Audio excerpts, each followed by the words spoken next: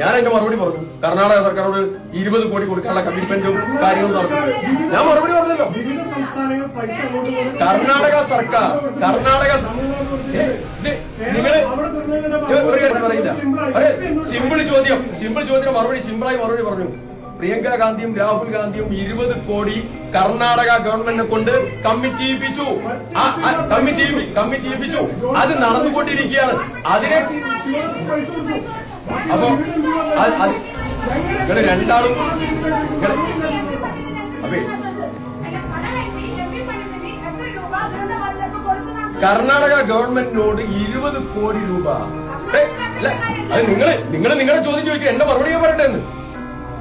അങ്ങനെയുണ്ടോ? ഞാൻ പറയട്ടെന്ന്. നിങ്ങൾ ആഗ്രഹിക്കുന്ന മറുപടി പറയാൻ വേണ്ടിയാണോ ഞാൻ പഠിക്കുന്നത്? അല്ലല്ലോ. അല്ല, ചോദ്യത്തിന് മറുപടി ഞാൻ പറഞ്ഞേ.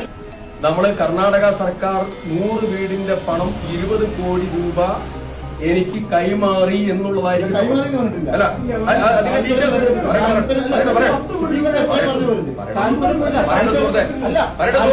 താല്പര്യം അറിയിച്ചിട്ടുണ്ട്. അങ്ങനെ പറഞ്ഞത് 20 കോടി, അതിൽ 10 കോടി ഇപ്പോൾ കർണാടക ഗവൺമെന്റ് കൈമാറിയിട്ടുണ്ട്. ഞാൻ 10 കോടി കൈമാറാനുണ്ട്. 20 കോടി പറയട്ടെ.